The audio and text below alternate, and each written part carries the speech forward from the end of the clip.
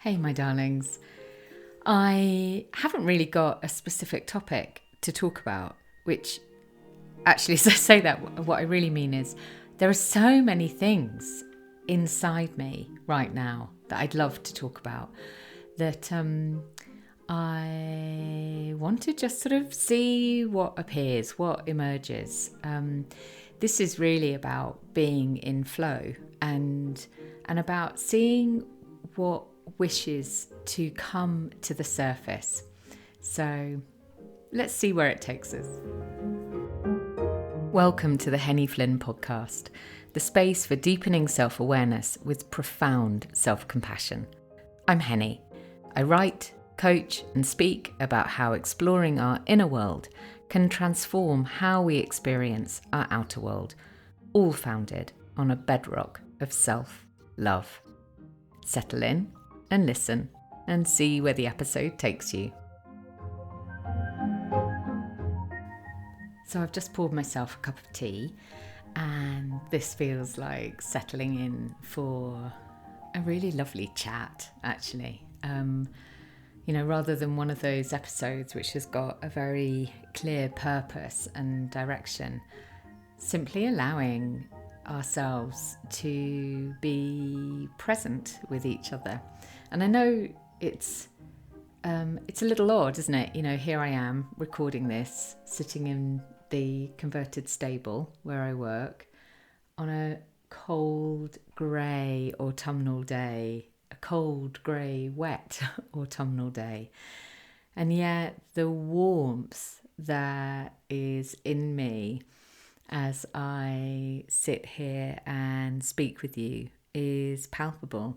And hopefully there's a sense of that warmth within you too. I'm sure there is, otherwise it wouldn't be here within me, because we're always in relation with each other, through the airwaves, through time, through space. We are in relation with each other.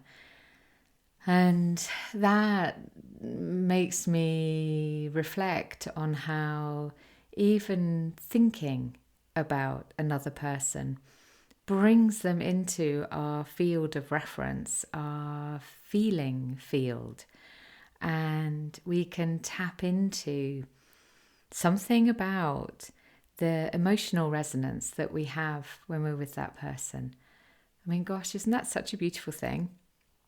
And then that makes me reflect on how wonderful it is those times when, you're turning a corner on a busy street and you just know you're going to see someone that you know as you turn the corner, and lo and behold, there they are. Or when I was at university and Anton and I were first together, I used to get this feeling like so often that I would just know he was about to walk up the road, or I just know he was about to come into the house. And I've often wondered about that, whether it was because there was a pattern, a certain time of day or something like that. But I don't think so. When we were at university, we didn't really operate to any particularly recognized pattern. And then I've sort of wondered whether it's a bit like, when dogs know that their owners are coming home. I'm not saying that Anton owns me by any means. Let's just make that very clear. Or that I own him. But, when dogs are at home and they start to anticipate the people that they love to be returning home, even though there's no sort of sound of a car arriving or footsteps up a pathway or anything like that.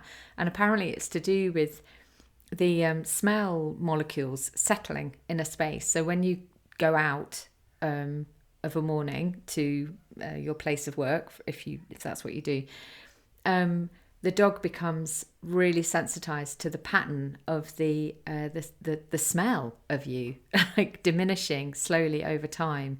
And then when it gets to a certain level, the dog knows that that's the indicator that you might be about to return. And of course, if we have that kind of pattern in our day, then the dog will quickly get used to it. It's Pavlovian, isn't it? It's So anyway, I've often wondered whether it was that, but I don't think it was. I have a feeling today might be a number of like little segued thoughts. Anyway, just coming back to that sense of how we're able to invite in the feeling of someone that we love. And equally, of course, that can happen when we think about someone with whom we have complexity, that we feel maybe old anger or old hurt or old pain or old sadness or old fear coming up in our body. And, for our body, it's real. It's happening now when we have those sensations. Just as when we think of someone that we really love, someone with whom we feel really safe, someone with whom we feel joy, someone with whom we feel curiosity, someone with whom we feel silliness and lightheartedness, those feelings also are real in our body. They're happening right now. And the memories that formed those feelings are happening right now. That's a kind of, that quantum state that we are in when we get, when a memory gets activated, we feel the emotion attached to that memory. And that feels like an astonishing thing to me. Obviously at times that can be a really challenging thing. I mean, that's what we're talking about when we say that someone has got triggered or got activated. But it can also be an activation of something really soft and really wonderful. I'm sitting here with my hand on my heart as I talk to you. Maybe that's a gesture that feels comforting for you too. Maybe not. And if not, that's okay. But if it does, then, maybe you have your hand on your heart now too. And, in this feeling, this shared connectivity that extends out across all the people who are listening here. And I did something today, which it's interesting actually, because I have done it before, but I think I've sort of done it in a kind of intellectual data way. Whereas today I did it in a much deeper, more curiously human, heart-centered way. And I actually looked on the analytics from this podcast. And, sometimes, like anybody who's running a business, we need to keep an eye on some of the numbers. I don't rule my work through the numbers. That doesn't work for me. Makes me far too head oriented. But it is important to see them. And on the podcast platform that I use, there is a map. And the map is called Global Listener Locations. And different parts of this map of the world are coloured according to the number of listeners there are. And oh my goodness me, we have listeners all over the world. And I kind of knew that, but I just want to call it out and say, if you're in Poland or Ireland or Spain or the United States or Australia, Canada, Switzerland, Qatar, Greece, Norway, France, Costa Rica, Italy, Laos, Turkey, Austria, Brazil. I mean, the list goes on and on. Croatia, Denmark, India, Sweden. And if I haven't, Uzbekistan, there's someone listening in Uzbekistan. If I hadn't named the country where you're from, please let me know and I will make sure I name you the next time. But goodness me, isn't that astonishing? That this tiny little podcast, by comparison with some of those mighty, vast, million and millions of listeners podcasts, I would expect them to have this global reach. But here we are, this little podcast being made in this little corner of a field in Herefordshire, and we have these threads of connection out right across the world. And well, A, that humbles me. B, that excites me. And C, I don't know what C is. See how amazing it is that, in these times where we speak of separation, the politics of separation, the politics of division, which is, we're seeing all around us so sadly. We know that so many people feel isolated and disconnected, that through being here, each one of us is having an influence on each other. We're creating this beautiful gossamer web that interconnects us all, and I love that. So what other thoughts did I have? Well, another one is about beginnings and endings. These are all quite disparate. Connection, beginnings and endings, and whatever it was that I was talking about 5 minutes ago. Beginnings and endings. I came to the final email for Everyday Compassion last week. It went out. If you have been part of Everyday Compassion since the beginning, which was back in March or May, I can't remember, 1924. 1924? Goodness me, Henny, that has been going for a long time. 2024. Then you will have received the final message from me, the one that let you know that those 272 messages of Everyday Compassion have drawn very softly to a close. And if you have no idea what I'm talking about, then please, and you're curious to receive some Everyday Compassion in your inbox, then please have a look. There's a link in the show notes. And this was an experiment in tiny nuggets of joy, as one person named, niblets of joy, that was it, as one person named them. An experiment in sending out a couple of times a week this message with an inquiry, an observation, maybe an invitation for extending our sense of compassion inwardly, so self-compassion, and outwardly, compassion for each other. And they were very short, they're very, very easy to digest. And I thought I was going to do them for a whole year. I thought there would be 365 of them. But I came to that 272nd, I think it was 272 in the end. And that felt right to close there. It felt right that was the last one that I wrote for now.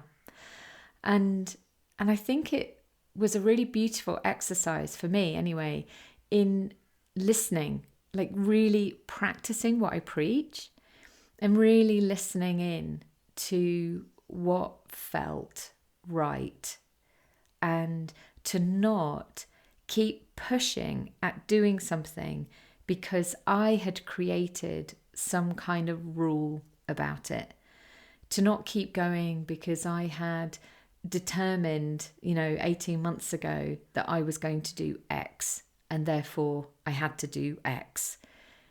It was actually recognizing that Y was also possible. And the responses I've had from people who've been part of this journey since the beginning have been so beautiful, like such resonance and understanding of why this is the right step to take.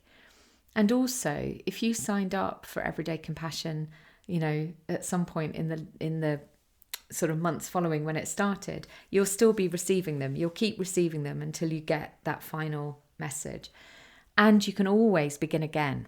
And that's something I've seen quite a lot of people are doing. They've just signed up and they're starting at the beginning of the sequence. They're going to receive all of the messages all over again, because these messages are timeless and they are always resonant, always relevant. And if they're not, that's okay. You don't have to take everything on board, of course. So that's felt very present with me. And I think that leads into this practice of recording the Tuesday Thought episodes, these 10-minute reflections that I do on these main episodes. And I've had some lovely reflections back on those as well. People saying how useful it is to just have brief episodes rather than the kind of longer, like half-hour, 40-minute or even hour episodes that a lot of podcasts are. And, it's really useful to have these kind of bite-sized pieces. So with that in mind, actually, today isn't going to be that long because I recognise, we're all holding a lot and there's a lot going on in the world. A lot of good stuff as well as a lot of challenging stuff, it's important we recognise both, and our nervous systems can be very highly activated. That's what I spoke about at the beginning, wasn't it? About how we can, our nervous systems get activated depending on the experiences around us and also the experience within us as well. And so I really want to honour that and not kind of overwhelm us with too much today, especially seeing as I have cantered through a variety of thoughts. So is there a reflection? Is there a sort of takeaway? I think the takeaway is love.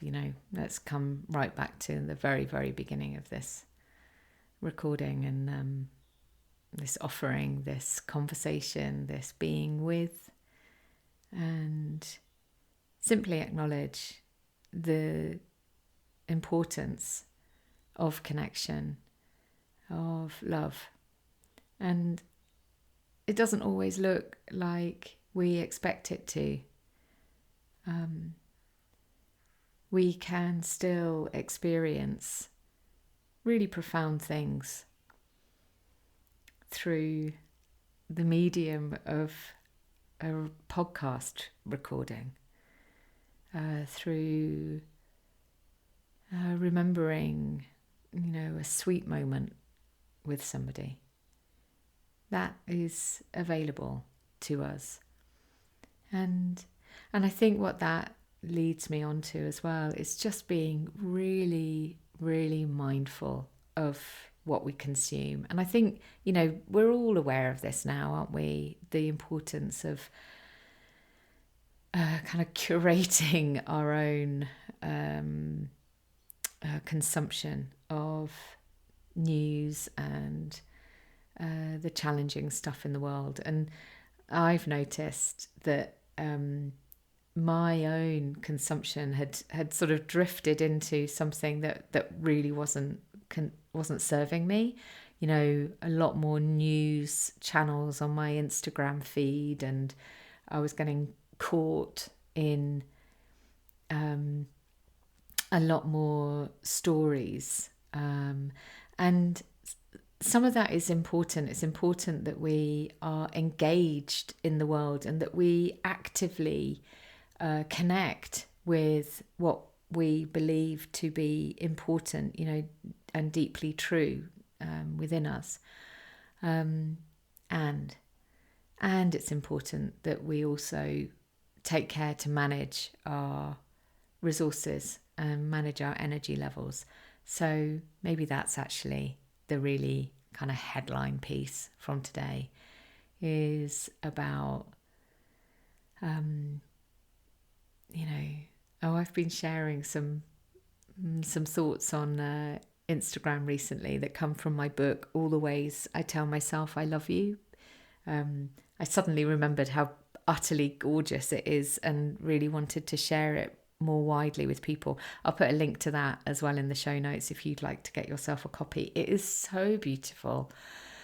And, there are these ways that we can tell ourselves, I love you, that are incredibly simple.